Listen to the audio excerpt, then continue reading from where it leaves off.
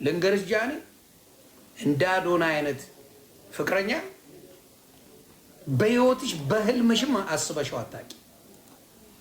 እውነቱን ልንገርሽ የማንም ቁጭራ ነበር እየሰደበ ቲክታክ ላይ ሙልጭ እያረገሽ የሚናገር ነበር። እንኳን አንቺ ላይ አይደለም አደባባይ ላይ የልጁን እናት ቃል በቃል ነው የተናገረው። ልጁ አዎ ልጁን አሳድጋለሁ እንጂ አብረን አይደለንም ነው ያለው። አደባባይ ነው የተናገረው ልጁ። ጆን ተናግሯል አደባባይ። አሁን ደግሞ አብረንን ብሎ መጣ። ለምን እዚህ ጋር ጃኒ ሌላ ሪሌሽንሽፕ ስለጀመረች ያንን በትንትኑን ለማውጣት ብሏል። አዶናይ በዚህ ሰዓት መራቅ ካለበት በዚህ ሰዓት አትራቃት። እውነቴን ነው የምልህ፣ የተጎዳች ሴት ናት። አዶናይ ተረዳት።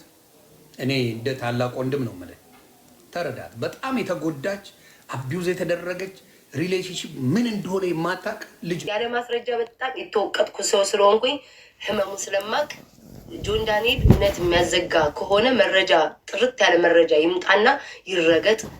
የማያዘጋም ከሆነ ደግሞ በይቅርታ ይታለፍ ባይ ነኝ።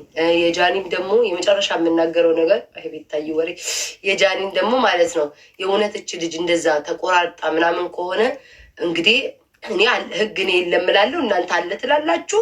እንኩ ልጆች ያለችበት አገር ውስጥ ይፈረጅላቸው።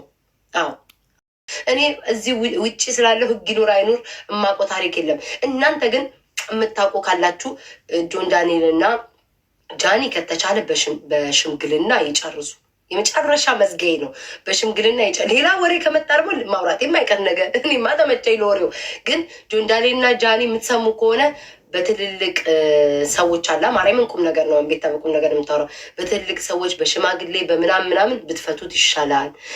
አንተም ሪከርድ ይኖራል አለች ሰው አለ የለም አትልም። ቅያቂጠን ፍንክት እያሳየክ ነው ከመኝታ ቤት እስከ ኪችን ድረስ የምትሄደው። ፍቅር ሰው ሲይዘው አይታወቅም። ሴቷን ቢሆን አየር እያስገባች በከፍት አድርጋ የምትሰጠው ብዙ ነገር ሊኖራችሁ ይችላል። ስለዛ ይሄ ማህበረሰብ ለአንተም ጎን ያደረግና ማርያምን ይሄ ማህበረሰብ ነው ጆን ዳንኤል ነግርክ ጃኒ ከኔም ጨምሮ ነው ምልክ ወይ ጉድ ፈላ።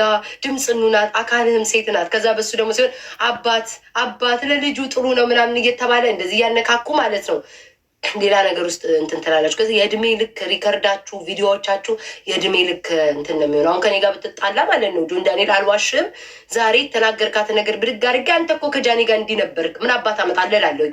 እሷም እንደዛ ብትናገረኝ ጃኒ አንቺ ነሽ እኔ የምትናገሪው ከጆን ዳንኤል ጋር ለምን ዛሬ ያወጣችሁት መረጃ ነገ መዘባበቻ ነው የምትሆኑትኝ። ይህንን አስባችሁ ትልልቅ ሰዎች በመሀላችሁ እንትን ይግቡና ያቋርጡትኝ። በጣም ደግሞ ተበድያለሁ ያለ ሰው ደግሞ ወደ ህግ ይሂድ። እኔ እውነቱን ነው የምነግራችሁ። ማርያምን እኔ ነገ ብትጣይኝ ጃኒ እችን አሁን ዛሬ የሚወጣትን መረጃ ይዤ አንቺ ከእሱ ጋር እኮ እንዲሆን ሰው ነሽ። እኔም ሁሉም ቲክቶከር ነው የሚለው። ስለዛ ስለ ነጋችሁ አስቡ። ማርያምን ሁሉም ሰው ችግር ያሳልፋል። ስለ ነገ አስቡ። ሆይ የሚል ማህበረሰብ መቼም አይቀናችሁም። በደጋፊ ደግሞ ያላችሁ ተቆጣጠሩ ራሳችሁን። እልህ እሱንም ስታስገቡትኝ የማይሆን ነገር በእልህ ቅድም አሁን አይቼዋለሁ። እንደ ሰይጣን ያደረገው ጆን ዳንኤል በእልክ የሆነ ነገር ያወጣል። ጃኒም ደግሞ የእሱ ደጋፊዎች ሄዳችሁ ስትናገሯት የማይሆን ነገር ሄዳ ታወጣለች። ማርያምን ነው የምላችሁ። ከዛ በኋላ የእድሜ ልክ ጸጸት ውስጥ ነው የሚገቡት። ይሄ ሀበሻ የሚያዝን የለም፣ ለጊዜው ነው የሚያዝንላችሁ። ከዛ በኋላ እንኪቢ ነው የሚልሽ፣ እንኪቢ እንደዛ ነው የሚልሽ። የሚያጨበጭበው እስከ መጨረሻው አብሯችሁ አይሆንም።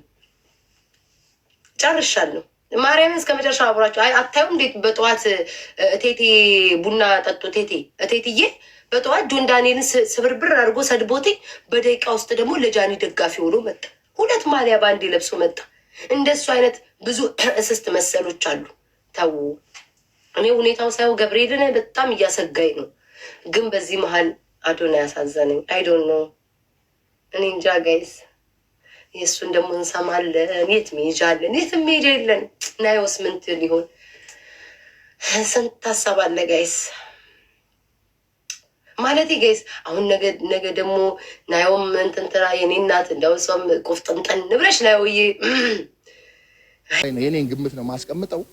ጃኒና ጆን ዳንኤል መካከል ያላለቀ ነገር አለ፣ ህልህ አለ፣ ፍቅር ላይሆን ይችላል፣ ህልግ ግን አለ። ለምን አዶኒም ጃን ዳንኤልም ኦልሬዲ በጣም ትልቅ ተከታይ ያላቸው ፐብሊክ ፊገር ሆነዋል። ስራ እየሰሩ ነው ሁለቱም በራሳቸው ሳይድ።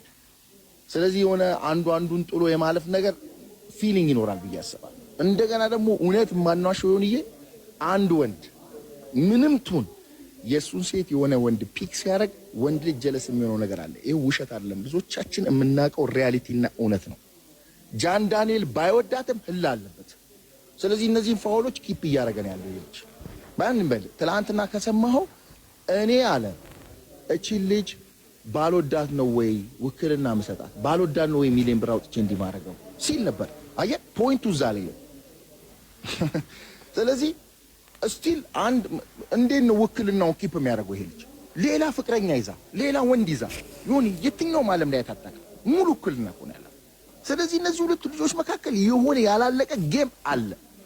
ስለዚህ እዚህ መሃል ላይ እኔ ፊልሙን ስመለከተው አዶኒ በጣም የዋ ልጅ ነው። ካየው ወጥቶ አካውንቷ ተዘግቷል። we trying to get her back I'm a supporter I'm communicating with those people ምናምን እያለ ያለ ልጅ ነው። really bad ሳድም ነው። ሶ ጃኒ እንደ ሴት በጣም ብዙ ያለፈችበት ነገር ምስኪን ናት። ለፍቅር ዋጋ ከፍላ ከሆነ አም ሶሪ። እንደዚህ ዋጋ የምትከፍሉ ሴቶች ከቀነኒ ተማሩ፣ ከእንደዚህ አይነት ሴቶች ተማሩ። ወንድ ልጅ አቢዝ የሚያደርግሽ ከሆነ የሚደበድብሽ ከሆነ የሚመታሽ ከሆነ there is no love this kind of love። እንዲህ አይነት ፍቅር አይተንም ሰምተንም አናውቅም። ሶ ኢንዲንጉን ስናየው የኔ መልከታ ነው። እቺሊ ፕሮባብሊ ሁለቱንም ሉዝ ልታረግ ትችላለች። የመጀመሪያ ሐሳቤ ነው። አዶናይ ስቴፕ አውት ሊያረግ ይችላል።